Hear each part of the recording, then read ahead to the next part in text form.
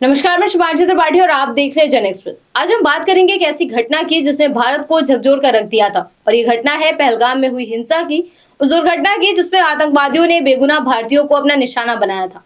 इस दुर्घटना से जुड़ी एक ऐसी खबर सामने आई है। आज की खबर सिर्फ एक बयान नहीं बल्कि एक बड़ा खुलासा भी है। एक ऐसा खुलासा जिसने एशिया की सुरक्षा, भारत पाक संबंधों और चीन की भूमिका तीनों पर गंभीर सवाल खड़े कर दिए हैं। पहली बार चीन ने खुलकर स्वीकार किया है कि उसने भारत के साथ हुए संघर्ष के दौरान पाकिस्तान को तकनीकी और खुफिया सहायता दी थी।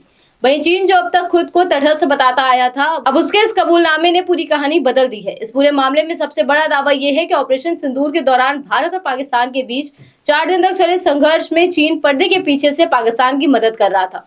जानकारी के मुताबिक ये सहयोग केवल औपचारिक नहीं था बल्कि तकनीकी और रणनीतिक स्तर पर बेहद गहरा था। इसका मतलब यह है कि सिर्फ ये हथियार देने तक सीमित नहीं था बल्कि युद्ध की दिशा को प्रभावित करने वाला सहयोग था। इतना ही नहीं, चीन ने पाकिस्तान को रियल टाइम सैटेलाइट डाटा उपलब्ध कराया जिससे पाकिस्तानी वायुसेना को भारतीय गतिविधियों की सटीक जानकारी मिलती रही। इसके अलावा इलेक्ट्रॉनिक वॉरफेयर उपकरण भी दिए गए जो आधुनिक युद्ध में बेहद महत्वपूर्ण भूमिका निभाते हैं। सबसे चौंकाने वाली बात यह रही कि चीनी इंजीनियर खुद मौके पर मौजूद थे और पाकिस्तान के साथ मिलकर काम कर रहे थे। यानी ये सहयोग दूर बैठकर नहीं बल्कि जमीनी स्तर पर किया गया था। इस पूरे खुलासे में एक नाम प्रमुखता से सामने आया है, झांग हिंग। ये engineer aviation industry corporation of China से जुड़े हैं जो चीन की एक बड़ी डिफेंस कंपनी है।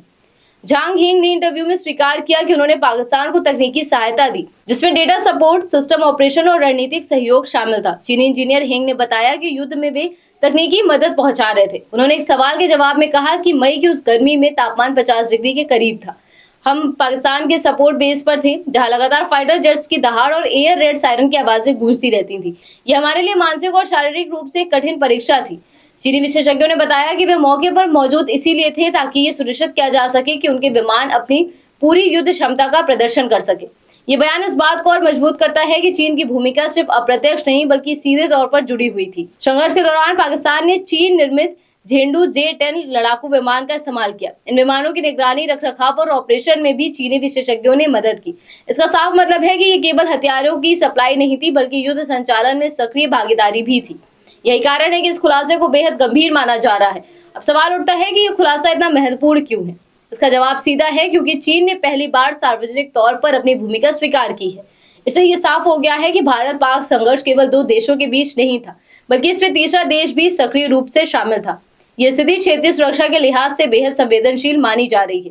चीन और पाकिस्तान के बीच गहरे सैन्य संबंध पहले से ही रहे हैं। रिपोर्ट्स के मुताबिक पाकिस्तान के लगभग 80% सैन्य उपकरण चीन से आते हैं, लेकिन इस बार जो सामने आया है वो इन संबंधों को एक नए स्तर पर ले जाता है जहां सहयोग सिर्फ व्यापारिक नहीं बल्कि रणनीतिक और युद्ध स्तर का हो गया है। भारत के लिए यह खुलासा कई मायनों में अहम है। ये संकेत देता है कि भविष्य के किसी भी संघर्ष में भारत को सिर्फ एक मोर्चे पर नहीं बल्कि 2 मोर्चों पर तैयार रहना होगा। साथ ही ये टेक्नोलॉजी और खुफिया युद्ध के बढ़ते महत्व को भी दर्शाता है जहां सैटेलाइट डेटा और इलेक्ट्रॉनिक सिस्टम निर्णायक भूमिका निभा सकते हैं। इस खबर के सामने आने के बाद अंतर्राष्ट्रीय स्तर पर भी बहस तेज हो गई है। ये सवाल उठ रहे हैं कि क्या चीन ने वैश्विक नियमों का उल्लंघन किया है और क्या आने वाले समय में ऐसे संघर्ष और ज्यादा जटिल हो सकते हैं। ये सभी सवाल अब वैश्विक सुरक्षा के केंद्र में आ चुके हैं। अंत में सबसे बड़ा सवाल यही है कि क्या चीन अब खुले तौर पर पाकिस्तान के साथ खड़ा है और क्या यह आने वाले समय में भारत के लिए एक बड़ी चुनौती बन सकता है। इन सवालों के जवाब आने वाले समय में जरूर सामने आएंगे, लेकिन फिलहाल इतना साफ है कि ये खुलासा सिर्फ एक खबर नहीं बल्कि एक बड़ी चेतावनी है। फिलहाल इस खबर में बस इतना ही। देश दुनिया की तमाम खबरों को जानने के लिए आप देखते रहिए जन एक्सप्रेस। धन्यवाद।